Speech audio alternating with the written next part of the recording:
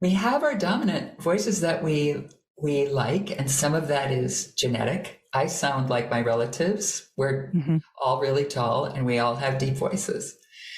And there's regions, language of origin, for speaking second or third languages. And then you just layer on personal biography, things that people said to you, cultural messages, and all that. And it all just kind of plops on our voice. And we think our voice is like how it is now is how it is. It's like, oh, no. It's a little contortionist trying to arrange itself around all that. And I like unwinding the contortions and seeing what else is possible. Yeah. And that's been the most fascinating part about this journey with you is just how unconscious I am about my voice and about other people's voices. I find the whole thing fascinating. I sometimes say to people that I give people the secret decoder ring for voices, their own and other people's, so that you can't think about it in the same way again. There's a really neat thing that you do. You make the connection in your work between the body and the voice. And for many, if not most women, physical embodiment in and of itself can be a challenge. And that's why this work feels so important. Can you speak a little bit about what your experience is working with women? Yes.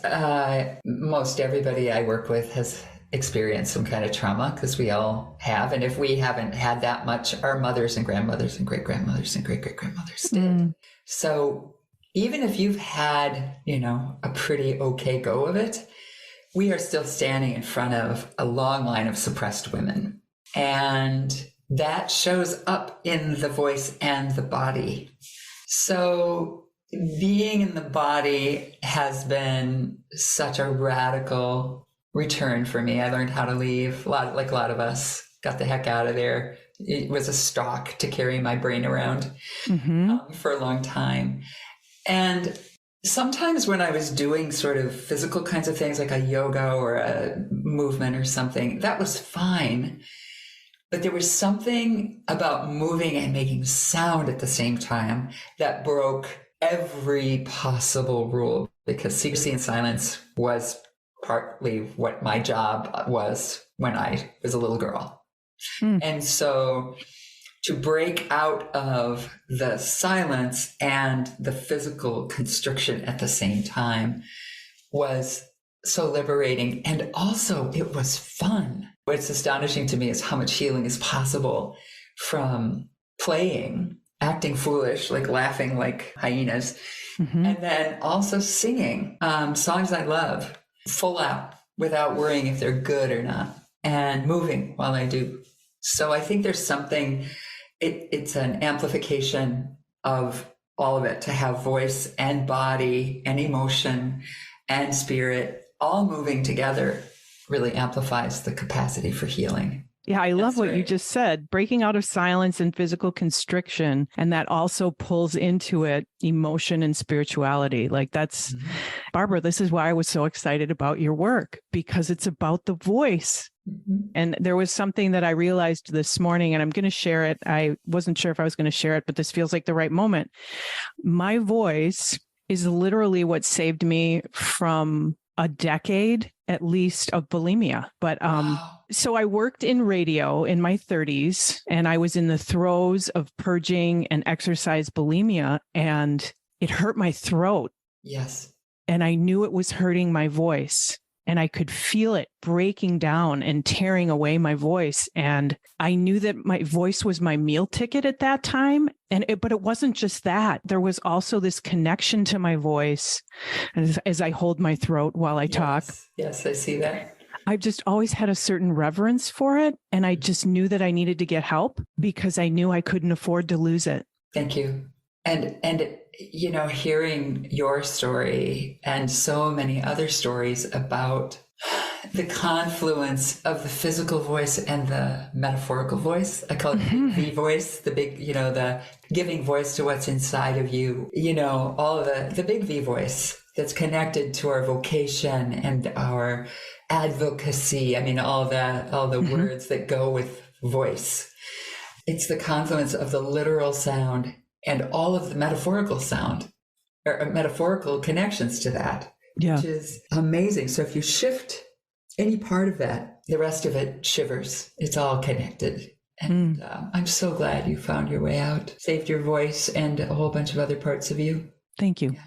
And that's what this is about, because I left radio not long after that. I said this in our first episode together, and I say it all the time, but I say it all the time because I think it bears repeating that, yes, I lost it or I gave it up, but I took it back. And now I just want other people to take it back. So there are now I'm getting excited. There are some really fun archetypes and characters that you use to help people get there. One thing you said in our last interview is that when you were searching your voice, you were a big raptor. Yeah. And that's just the coolest image. Yeah. So can you share some of the devices or characters or archetypes that you use to help people get there? Yeah, and I have a growing list of them. I have tons of them. So sometimes people go, I don't like that one. It's like, oh, worry not. There's lots more, right? For the earth voice, I think especially for women who are supposed to be nice and pretty and sweet and skinny and not poop and pee and fart and be real and have orgasms and whatever, fill in the blank, right? Or do it quietly at least. Yes, if you're going to fart, do it quietly and don't tell anyone. That's right. So I like to invite women into their primal cave woman or bear, sometimes bear, crawl around on the floor, lay on the floor, get heavy, let your stomach hang out. And some other iconic women that I like to call on is Maya Angelou. Oh, right. To hear her read one of her poems. Yeah. Yes. She had this. She's one of the people I think of a lot because I get excited and go fast.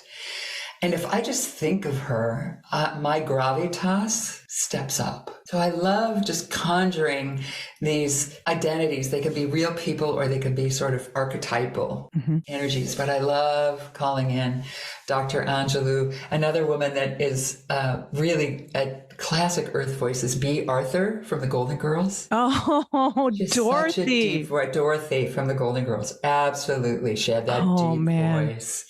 And I'm old enough to remember Mahalia Jackson, Odetta, folk singers, Tracy Chapman, more recently.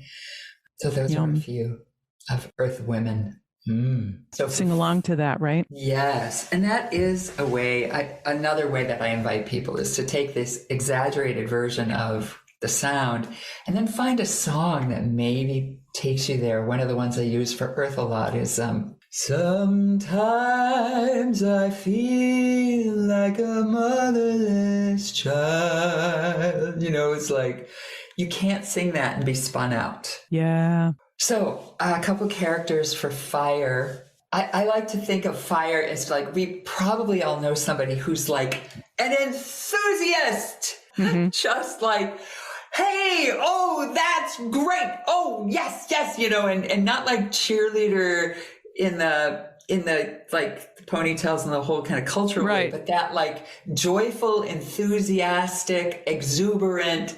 Richard Simmons. Yes. Yes. And Tigger from Winnie the Pooh. All the Winnie the Pooh people, they align with these elements too. In terms of real women, I like Bonnie Raitt. Etta James, like all the rockers, Tina Turner. What's love got to do with it? You can just feel that. That's hot. So those are some examples of characters and women. And a lot of women find this to be really challenging because we're supposed to be so small and quiet. And I've actually had women, I say, what will happen to you if you get this loud? People get really nervous. And I have heard so many of us say, I will be killed. So we still remember the witch burning in our bones. Wow. And it's still happening. Iran, Afghanistan, murdered and missing Indigenous women. I mean, it's just... What went through my head was I'm going to get in trouble. Yeah. A lot of people talk about calling the police, like somebody's going to call the police. So I think there is something about being bold. And people think this is just angry. And it can be, but it's also joyful. And so if we give up our anger, we give up our joy as well. And our vitality. They're all connected. You spoke of when you had said earth and fire were the more